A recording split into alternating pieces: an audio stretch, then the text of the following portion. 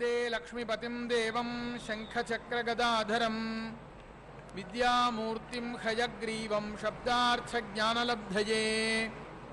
अमृताध्मातमेघाभम् अमृताहरणं विभुं पाञ्चरात्रागमाचार्यं वंदे वैकुण्ठभूपतिं नमः सकलकल्याणदायिने शेषशायिने निर्मलानन्दकल्याणनिधये विष्णवे नमः नमः सकलकल्याणदायिने चक्रपाणये विषयार्णवमग्नानां समुद्धरणहेतवे शुक्लाम्बरधरं विष्णुं शशिवर्णं चतुर्भुजं प्रसन्नवदनं ध्यायेत् सर्वविघ्नोपशान्तये यस्य द्विरदवक्त्राद्याः पारिषद्याः परशतं विघ्नं निघ्नन्ति सततं विश्वक्सेनं तमाश्रये हरिः ओं तत्सत् श्री गोविंद गोविंद गोविंद अस्य श्री भगवतः महापुरुषस्य विष्णोः आज्ञया प्रवर्तमानस्य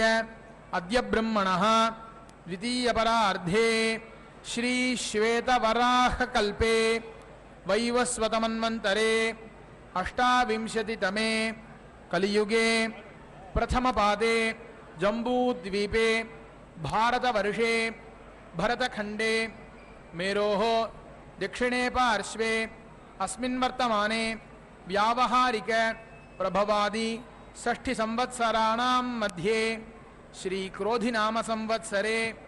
उत्तरायणे वसंत ऋतौ चैत्रमासे शुक्लपक्षे दशम्यां शुभतिथौ वासरः बृहस्पतिवासरयुक्तायाम् आश्लेषा नक्षत्रयुक्तायां श्रीविष्णुयोग श्रीविष्णुकरण शुभयोग शुभकरण एवं गुण सकल विशेषण विशिष्टायाम् अस्यां दशम्यां शुभतिथौ श्री भगवतः श्री वासुदेवस्य दिव्याज्ञया श्री वासुदेव प्रीत्यर्थम अस्य देवदेवस्य भगवतो वासुदेवस्य श्री भूमिनीला गोदा पद्मावती नायिका समेत श्री श्रीनिवास स्वामी सन्निधौ अस्याः देवदेव्याः भगवत्याः श्री पद्मावती नायक्याः प्रीत्यर्थम राजराष्ट्राभिवृद्ध्यर्थम लोकक्षेमार्थम कल्याण महोत्सव कर्मणि कल्याणोत्सवत्तुक्कु समर्पित उभयकारर्गळ मी गोत्रम पेरू नक्षत्रम మీ శ్రీమతి యొక్క పేరు నక్షత్రం పిల్లల యొక్క పేరు నక్షత్రం రాశిని మనసులో స్మరించుకోవలసిందిగా కోరుచున్నాము. అమ్మవారిని స్వామివారిని ప్రార్థించవలసిందిగా కోరుచున్నాము. கல்யாணோத்சவத்துக்கு சமர்ப்பித்த உபயக்காரர்கள் உங்கள் கோத்திரம் பேரு நட்சத்திரம் உங்கள் வீட்டில் அவங்களுடைய பேரு நட்சத்திரம் ராசி குழந்தைகளுடைய பேரு நட்சத்திரம் ராசியை மனசில் நினைத்து கொள்ளும்படி கேட்டுக்கொள்கிறோம்.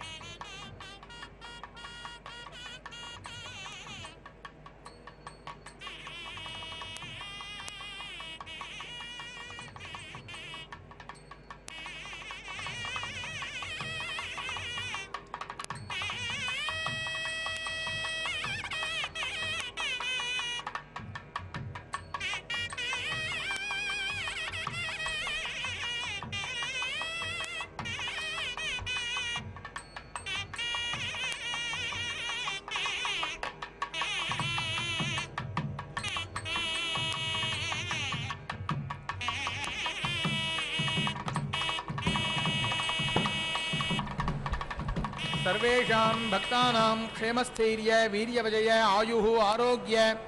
ऐश्वर्यानाम् अभिवृद्ध्यर्थं धर्मार्थ काममोक्ष चतुर्विध फल पुरुषार्थ सिद्ध्यर्थं राजद्वारे सर्वकार्यानुकूल सिद्ध्यर्थं अरोग दृढगात्र वज्र शरीरता सिद्ध्यर्थं श्री पद्मावती नायिका समेत श्रीनिवास स्वामी परिपूर्ण कृपा कटाक्ष सिद्ध्यर्थं श्रीपांचरात्र भगवत्शास्त्रोक्त विधानेन कल्याण महोत्सवम् आचार्य मुखेन करिष्ये। श्री पद्मावती प्रीयतां प्रीयतां भगवती पद्मावती। मंगलवाद्यम।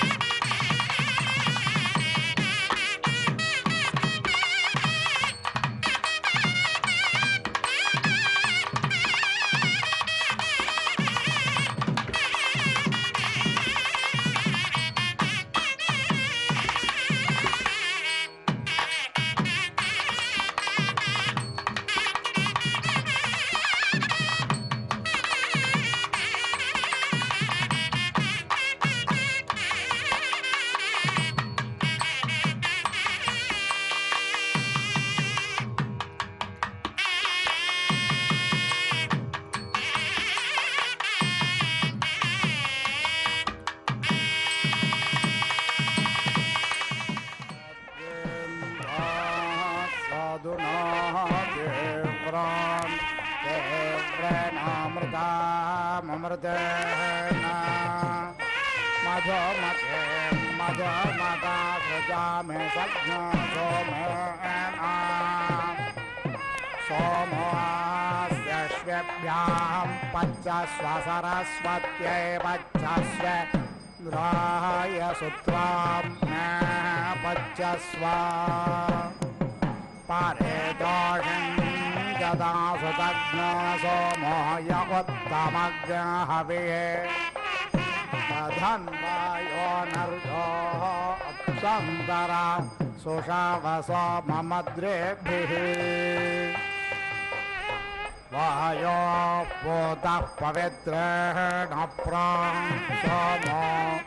अतिद्रुतः इन्द्रस्य युज्यः सखाः वायो पूतः पवित्रेण प्रत्यं सोमो अतिद्रुतः इन्द्रस्य युज्यः सखाः कुवेदं गयवामन्तो यवञ्चिद्यथादां यानुपूर्वं वियोया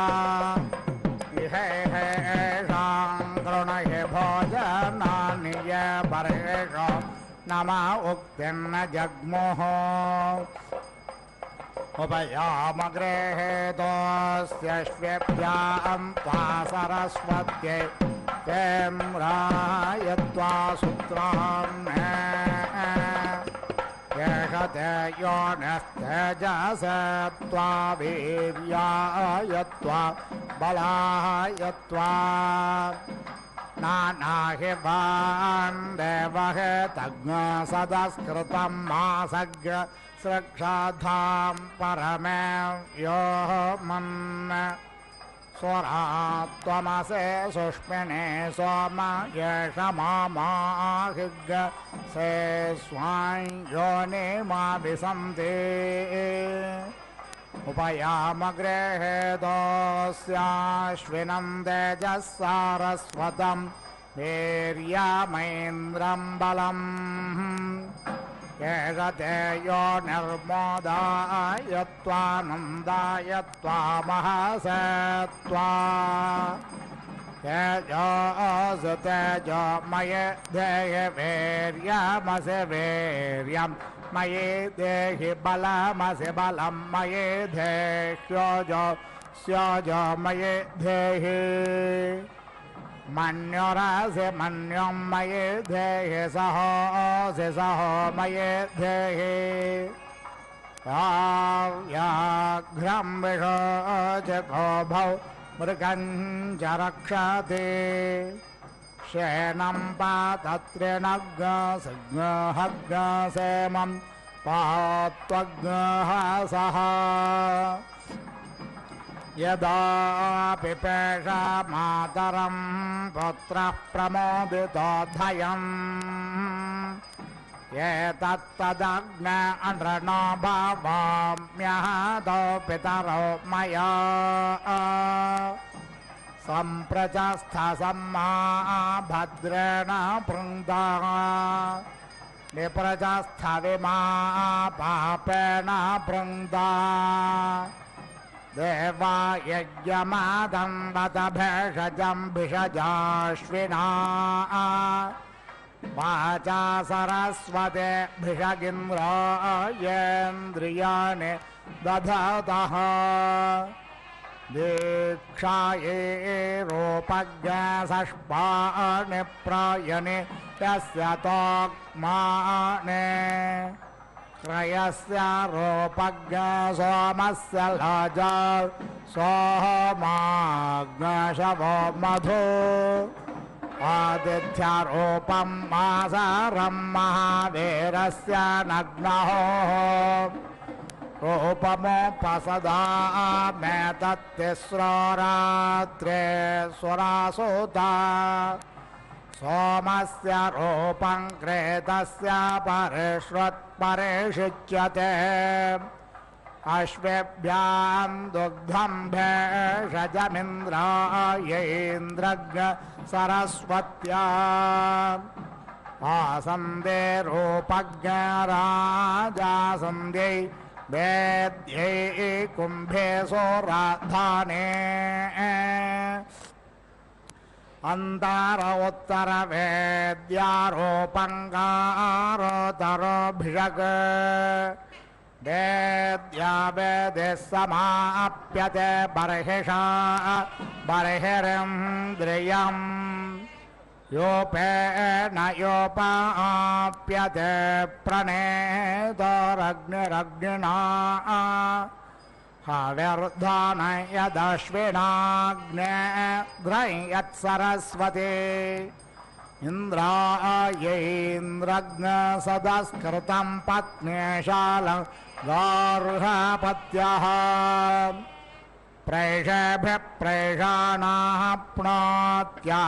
प्रेभिराप्रेर्यज्ञस्य प्रयाजेभिरनुयाजान्वषट्कारेभिराहुतेः पशुभिः पशूनाः प्नोति पुरोलाशर्हवेज्ञस्य छन्दोभिः सामिधेनेर्राज्याभिर्वषट्कारान् धानाकारम्भसक्तवः परे वापः पयोदधि सोमस्य रूपज्ञ हविष आमिक्षावाजेनं मधु दानानाग्रूपं बदरमुपवाकाकरम्भस्य पयसोरूपं यद्यवा दध्नोरूप कर्कन्धूने सोमस्य रूपं माजेनग्न सौम्यस्य रूपमामिक्षा आश्रावयते स्तोत्रियाः प्रत्याश्रावो अनारोपः यजेते धायारोपं प्रागाधाय यजामः अर्धरचरुग्धानाग्रूपं पदैराप्नोति निविदाः प्रणवे शस्त्रानाग्रूपं पयसा सोमा आप्यते अश्वेभ्यां प्रातः सवनमिन्द्रेणेन्द्रं माध्यं दिनम् वैश्वदेवज्ञ सरस्वत्या तृतीयमाप्तज्ञ सवनम् वायव्यैर्वायव्यान्याप्नोति सतेन द्रोणकलशम् कुम्भेभ्यामभ्रणौ सुते स्थालेभ्यस्थालेराप्नोति यजर्भ्यराप्यन्ते ग्रहे स्तोमाश्च विष्टुतिः छन्दोभिरुग्धा शस्त्राणि साम्नावभृथ आप्यते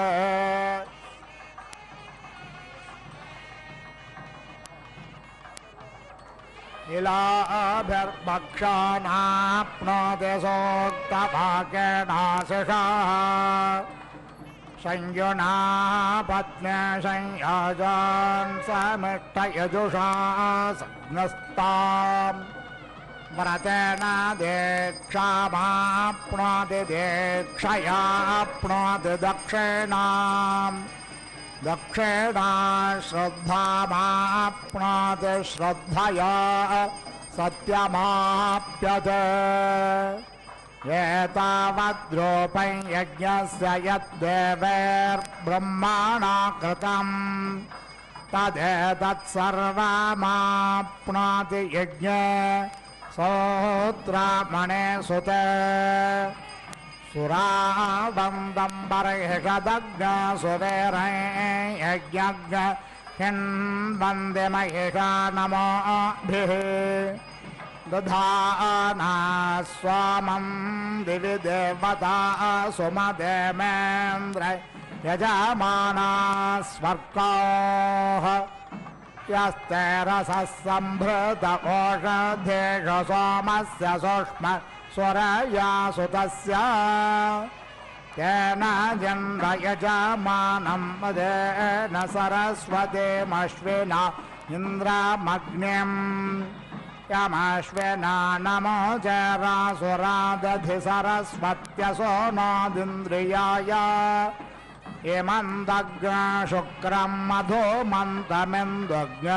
सोमज्ञ राजानमिह भक्षयामि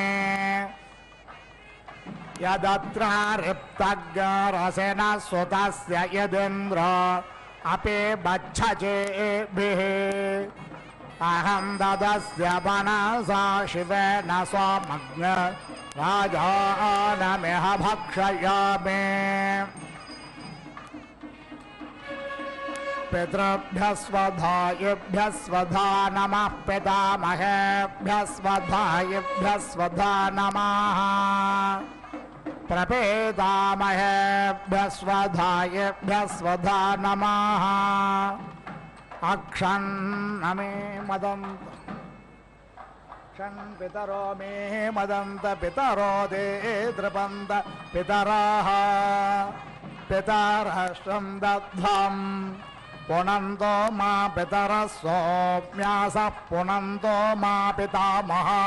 पुनन्तो प्रपेतामहाः पवित्रेण शतायुषा पुनन्तो मा पितामहः पुनन्तो प्रपेतामहाः पवित्रेण शतायुषा विश्वमायुर्वैष्णवे अग्न आयोग्निपवस आसुवोर्जमिषञ्जनः आरे बाधस्वदुच्छुनाम् पुनन्तो मा देवजनाः पुनन्तो मनसा धियाः पुनन्तो विश्वा भूतानि जातवेदः पुनेहि मा पवित्रेण पुनेहि मा शुक्रेण देवदेद्यत अग्ने क्रत्वा क्रतोऽग्निरणो यत्ते पवित्रमर्चष्यग्निवितादमन्तरा ब्रह्मतेन पुनेमहे उभाभ्यां देव सवितः पवित्रेण सवेन च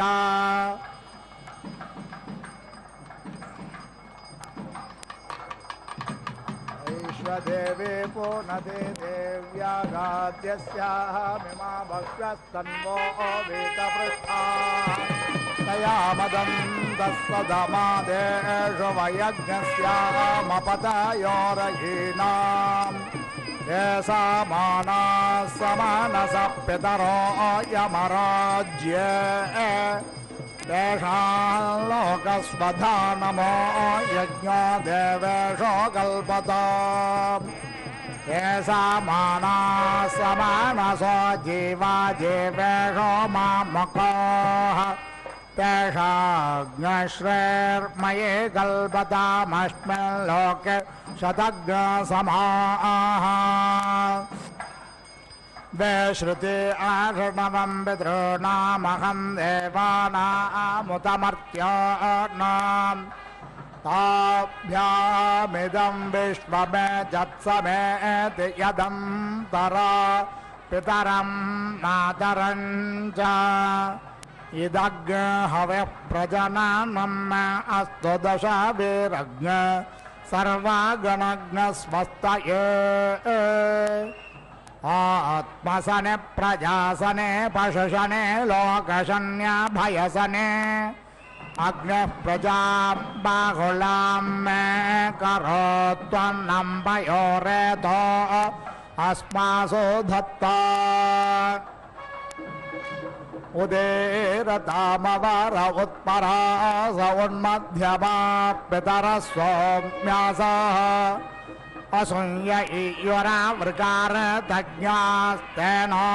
वन्दो पितरो हवेश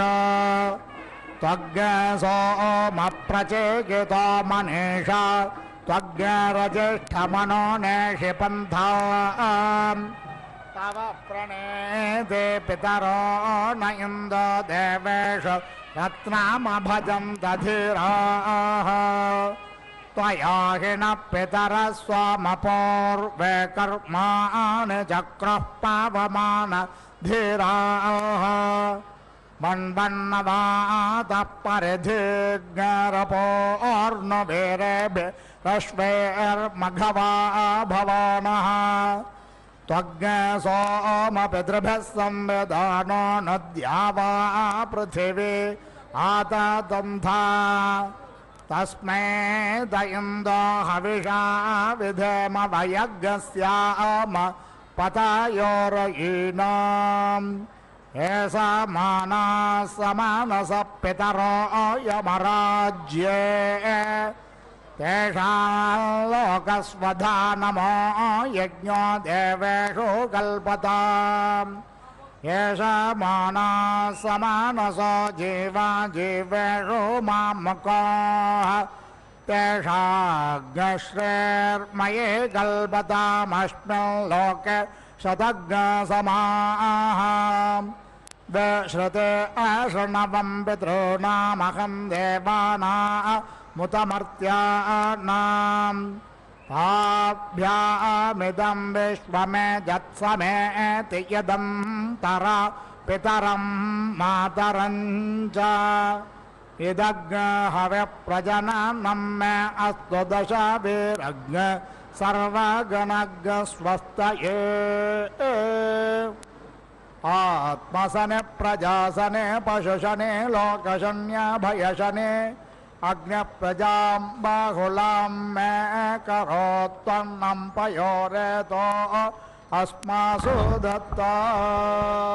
न असोमयाजीत्यसोम याजी समिति नयेत् अनागतमित्यनागतं वै एतस्य पयः यः असोमयाजीत्यसोम याजी यत् असोमयाजीत्यसोम याजी सन्नयेदिति सम्नयेत् परिमोष इति परिमोषः एवासः अनृतं करोति अथो इति परेति एवासिच्यते सोमयाजीति सोमयाजी एवासमिति नयेत् पयः वै सोमः पयः सान्नाय्यमिति साम्नाय्यं पयसा एव पयः आत्मन् धत्ते एवीति वै एतं प्रजयेति प्रजया पशुभिरिति पशुभिः अर्धयति वर्धयति अस्य भ्रारुव्यं यस्य हविः निरुक्तमिति निः उक्तं पुरस्तात् चन्द्रमाः अभीति उदेतीत्युत एति त्रेधा तण्डुलान् वीति भजेत् ये मध्यमाः स्युः तान् अग्नये दात्रे पुरोडाशम् अष्टाकपालमित्यष्टाकपालं कुर्यात् ये स्थविष्ठाः तान् इन्द्राय प्रदात्र इति प्रदात्रे दधन् चरुं ये अनिष्ठाः तान् विष्णवे शिपिविष्टायेति शिपिविष्टाय श्रुते चरुम् अग्निः एव अस्मै प्रजामिति प्राजां प्रजनयतीति प्राजनयति वृद्धाम् इन्द्रः प्रेति यच्छति यज्ञः वै विष्णुः पशवः शिपिः यज्ञे एव पशुषु प्रतीति तिष्ठति न द्वे इति यजेत यत् पूर्वया सम्प्रतीति सम्प्रति यजेत उत्तरयेत्युत्तरया छम्बट कुर्यात् यत् उत्तरयेत्युत्तरया सम्प्रतीति सम्प्रति यजेत पूर्वया छम्बट कुर्यात् न इष्टिः भवति न यज्ञः तत् अन्विति ह्रीतमुखीति ह्रीतमुखी अपगल्भ इत्यपगल्भः जायते एकाम् एव यजेत प्रगल्भ इति प्रगल्भः अस्या जायते अनादृत्येत्यनादृत्या तत् द्वे इति एव यजेत यज्ञमुखमिति यज्ञमुखम् एव पूर्वया आलभत इत्यालभते यजते उत्तरयेत्युत्तरया देवता आह एव पूर्वया अवरुन्ध इत्यवरुन्धे इन्द्रियम् उत्तरयेत्युत्तरया देवलोकमिति देवलोकम् एव पूर्वया अभिजयतीत्यभिजयति मनुष्यलोकमिति मनुष्यलोकम् उत्तरयेत्युत्तरया भूयसः यज्ञक्रतूनिति यज्ञक्रतून् उपेति एति एषा वै सुमना इति सुमना आह नाम इष्टिः यम् अद्य ईजानम् पश्चात् चन्द्रमाः अभीति उदेतीत्युत एति अस्मिन् एव अस्मै लोके अर्धुकं भवति दाक्षायण यज्ञेनेति दाक्षायण यज्ञेन सुवर्गकाम इति सुवर्गा कामः यजेत पूर्णमास इति पूर्णमासे समिति नयेत् मैत्रावरुण्येति मैत्रावरुण्या आमिक्षया अमावास्यायामित्यमावास्यायां यजेत पूर्णमास इति पूर्णमासे वै देवानां सुतः तेषाम् एतम् अर्धमासमित्यर्धमासं प्रसुत इति प्रसुतः तेषाम् मैत्रावरुणीति मैत्रावरुणी वशा अमावास्यायामित्यमावास्यायाम् अनुबन्ध्येत्यनुबन्ध्यायत् पूर्वेद्युः यजते वेदिम् एव तत् करोति यत् वत्सान् अपाकरोतीत्यपाकरोति सदोहविर्धाने इति सदः हविर्धाने एव समिति मिनोति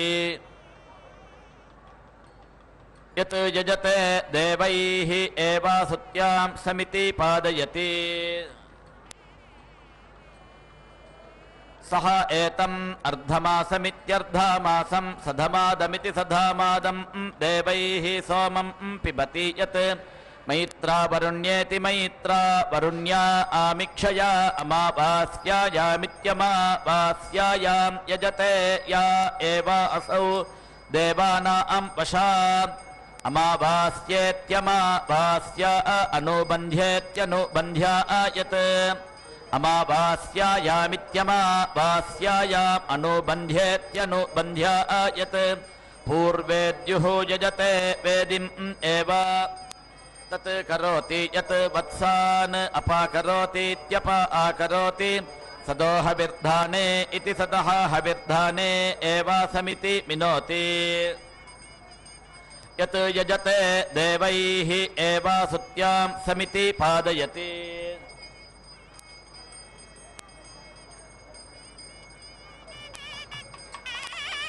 सः एतम् अर्धमासमित्यर्धमासं सधमादमिति सधमादं देवैः सोमं पिबति यत् मैत्रावरुण्येति मैत्रावरुण्या आमिक्षया अमावास्यायामित्यमावास्यायाम्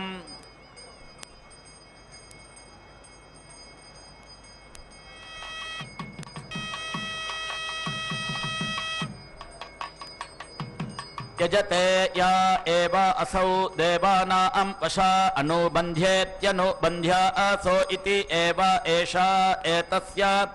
साक्षादिति सा अक्षात् वै एषः देवान् अभ्यारोहतीत्यभि आरोहति यः एषां यज्ञम् अभ्यारोहतीत्यभि आरोहति यथा खलु वै श्रेयान् अभ्यारूढ इत्यभि आरूढः कामयते तथा आकरोति यदि अवविध्यतीत्यवविध्यति पापीयान् भवति यदि न अवविध्यतीत्यवविध्यति सदृङ् इति सदृङ् व्यावृत्काम इति व्यावृत् कामः एतेन यज्ञेन यजेत क्षुरपविरिति क्षुरापविः हि एषः यज्ञः ताजक पुण्यः वा भवति प्रेति वा आमीयते तस्य एतत् व्रतं न अनृतं वदेत् न मागुंसम् अश्नीयात् न स्त्रियम् उपेति इयात् न अस्य पल्पूलनेन वासः पल्पूलयेयुः एतत् हि देवाः सर्वं न कुर्वन्ति एषः वै देवरथ इति देवरथः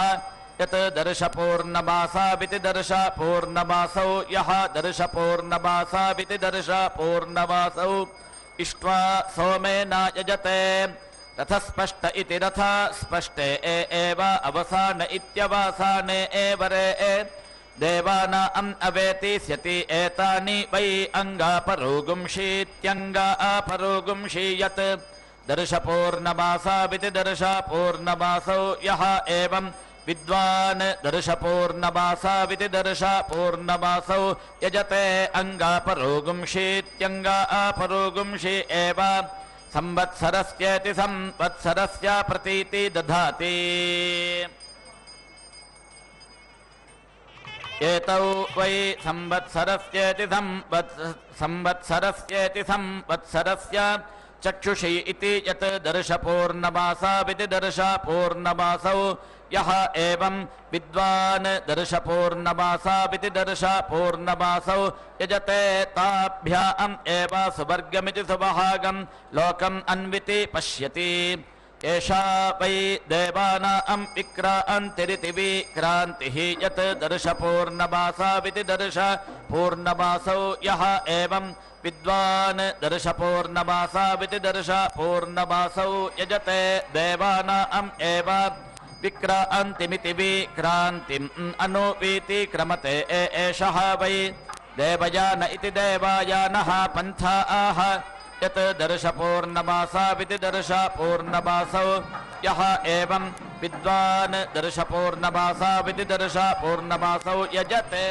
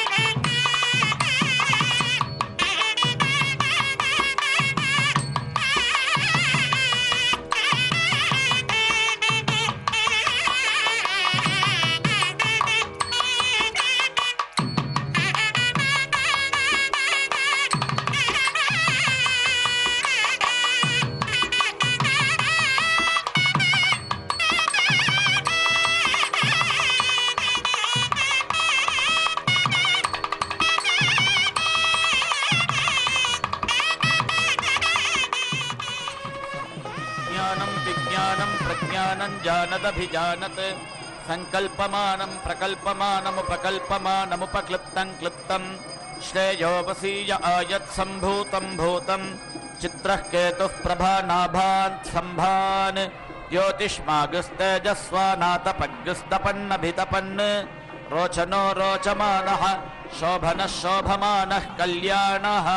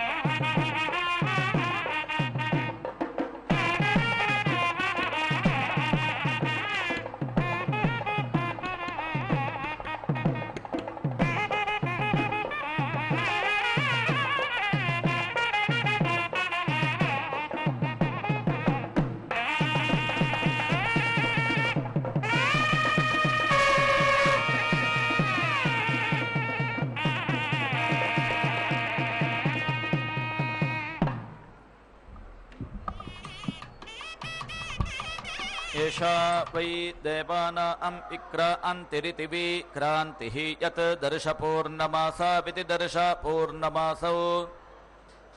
यः एवं विद्वान् दर्शपूर्णमासाविति दर्शपूर्णमासौ यजते देवानाम् एव विक्रान्तिमिति विक्रान्तिम्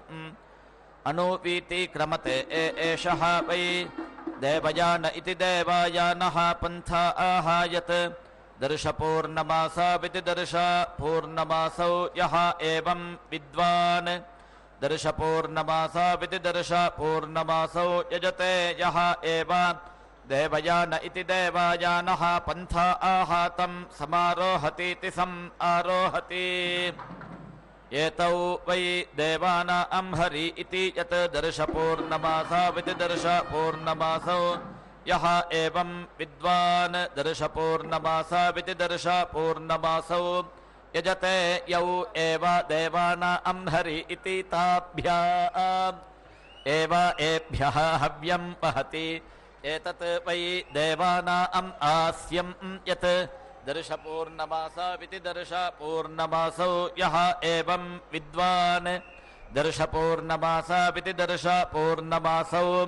यजते साक्षादिति साक्षात् एव देवानाम् आस्ये जुहोति एषः वै हविर्धानीति हविः धानी यः दर्शपूर्णमासयाजीति दर्शपूर्णमासयाजीति दर्शपूर्णमासयाजी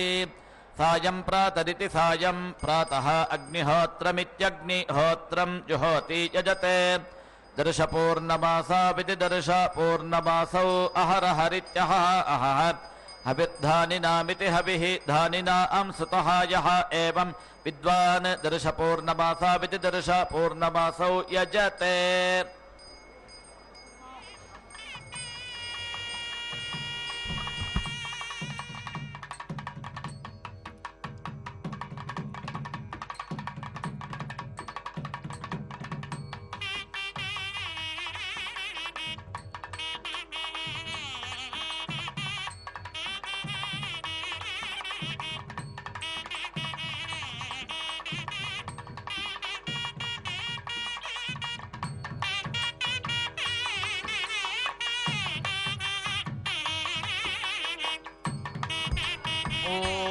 पूर्णाहुतिमुत्तमाञ्जुहोति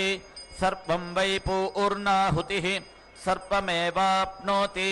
अथो इयं वै पूर्णाहुतिः अस्यामेव प्रतिष्ठति ॐ नारायणाय विद्महे वासुदेवाय धीमहि तन्नो विष्णुः प्रचोदयात् स्वाहा ॐ महादेव्यै च विद्महे विष्णुपत्न्यै च धीमहि तन्नो लक्ष्मीः प्रचोदयात् स्वाहा